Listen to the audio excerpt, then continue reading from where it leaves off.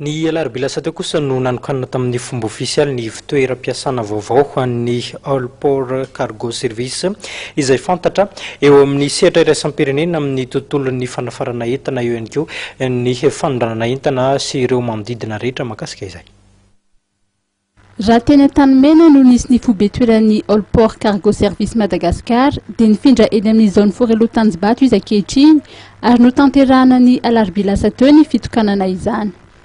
Firenena mahery ny 90 no misy ny Allport Cargo Service ary efa tamin'ny taona 1970 no nisy teto Madagasikara raha nivolazana Andriamatoa Omar tale general izany orinasa fantatra eo amin'ny sehatry ny transit sy ny fret izany.